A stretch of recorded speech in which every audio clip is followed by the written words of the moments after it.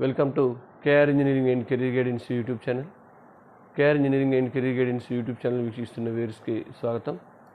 మా యూట్యూబ్ ఛానల్ని ఇప్పటివరకు ఎవరైనా సబ్స్క్రైబ్ చేసుకున్నట్లయితే వెంటనే ఛానల్ సబ్స్క్రైబ్ చేసుకోండి. వీడియో చూస్తున్నప్పుడు లైక్ చేయండి. ఎక్కువ మంది వ్యూవర్స్ లైక్ చేయడం ద్వారా యూట్యూబ్ ఎక్కువ మందికి రికమెండ్ చేస్తుంది కాబట్టి తప్పకుండా లైక్ చేయండి, వీడియో షేర్ చేయాలని కోరడం జరుగుతుంది. కేఆర్ మెంటర్షిప్ గ్రూప్లో చేరాలనుకున్న అభ్యర్థులు మీరు డిస్క్రిప్షన్లో ఇచ్చిన నా యొక్క నెంబర్ ద్వారా సంప్రదించినట్లయితే మీకు ఏ గ్రూప్లో చేరాలనుకుంటున్నారో దానికి సంబంధించిన డీటెయిల్స్ మీకు షేర్ చేయడం జరుగుతుంది. మరి ఈ అవకాశం యూటిలైజ్ చేసుకోవాలని కోరడం జరుగుతుంది. మరొకవైపు ఎంసెట్కి అప్లికేషన్స్ నడుస్తూ ఉన్నాయి. రిజిస్ట్రేషన్ ప్రక్రియ ప్రారంభమై చాలామంది విద్యార్థులు కూడా తెలంగాణలోని ఎంసెట్ పరీక్షకు అప్లై చేస్తూ ఉన్నారు. ఇంకా అప్లై చేయని విద్యార్థులు ఎవరైనా ఉంటే వీలైనంత తొందరగా కనుక మీరు అప్లై చేసినట్లయితే మీరు center zones, preferential center zones మీకు అందుబాటులో ఉన్న సెంటర్ జోన్స్లో ఛాన్స్ వచ్చే అవకాశం ఉంటుంది. కాబట్టి మ్యాక్సిమం పెద్దగా ఎంసెట్ అప్లికేషన్లో ఇబ్బందులు అయితే ఏం రావట్లేదు. ఎందుకంటే జేఈలో మనం చూసాం చాలా వరకు అక్కడ కొంత ఈసారి ఈడబ్ల్యూఎస్ కానీ ఓబీసీ కానీ కొంత ఇబ్బందులు ఉండే, కానీ ఎంసెట్లో అప్లికేషన్ ప్రాసెస్ చాలా సింపుల్గా ఉంది. కాకపోతే లోకల్ నాన్ లోకల్ నిబంధన వల్ల చాలామంది ఏపీకి చెందిన విద్యార్థులు ఎంసెట్కి అప్లై చేయలేకపోతూ ఉన్నారు. మరి ఎలిజిబిలిటీ ఉన్న ప్రతి ఒక్కరు కూడా మీకు స్పెషల్ ఎలిజిబిలిటీస్ ఉన్నాయి.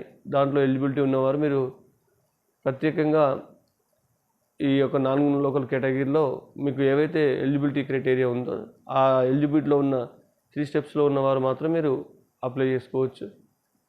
మరి మిగతా వాళ్ళు మాత్రం అప్లై చేయడానికి అవకాశం లేదు. వీలైనంత తొందరగా చేసుకుంటే మీకు అందుబాటులో ఉన్న సెంటర్ వచ్చే అవకాశం ఉంది. ఇకపోతే జేఈ మెయిన్స్ సంబంధించి మనకు ఎగ్జామినేషన్ సెంటర్ సిటీ ఇంటిమేషన్ కూడా దాదాపు 10 నుంచి 15 తేదీ మధ్యలో వచ్చే అవకాశం ఉంది. మన వారి షెడ్యూల్లో 2nd వీక్ అని ఇచ్చారు, కానీ మనకున్న సమాచారం మేరకు మార్చి 10 నుంచి 15 తేదీ మధ్యలో మీకు జేఈ మెయిన్ సెక్షన్ 2కి సంబంధించి సెంటర్ సిటీ ఇంటిమేషన్ రాబోతున్నట్టు తెలుస్తుంది.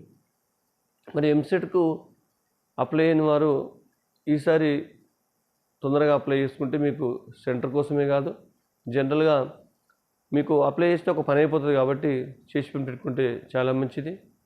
కాంపిటీషన్ కూడా అంటే గతంలో ఏపీ వాళ్ళు చాలామంది అప్లై చేసేవారు కాబట్టి కొంత తగ్గొచ్చు అనే మనకు సమాచారం ఉన్నప్పటికీ జేఈకి సంబంధించిన కాంపిటీషన్ ఎక్కువగా ఉండడం వల్ల మరి విద్యార్థుల సంఖ్య తెలంగాణలో ఉన్న విద్యార్థులు ఎక్కువ మంది అప్లై చేస్తే కొంచెం అవకాశాలు వీళ్ళకు మెరుగుపడే అవకాశాలు మాత్రం ఉన్నాయి. అంటే ర్యాంకు విషయంలో కొంత కాంపిటీషన్ తగ్గుతుంది కాబట్టి ఉన్న తెలంగాణ విద్యార్థులకు మంచి అవకాశాలే ఉంటాయనే విషయం మనకు తెలుస్తుంది. కాబట్టి ఇటు ఆల్రెడీ విద్యార్థులు ఇంటర్మీడియట్ ఎగ్జామ్స్ ప్రిపేర్ అవుతున్నారు. ఇప్పుడు మన ముందున్న 2 ప్రధానమైన పరీక్షల్లో జేఈ మెయిన్ సెషన్ 2 మనకు ఏప్రిల్ 1 నుంచి 8 మధ్య జరగబోతూ ఉంది. మనకు ఎంసెట్ వచ్చేసి మేలో ఆల్రెడీ ఎగ్జామ్ డేట్స్ ఇచ్చి ఉన్నాడు.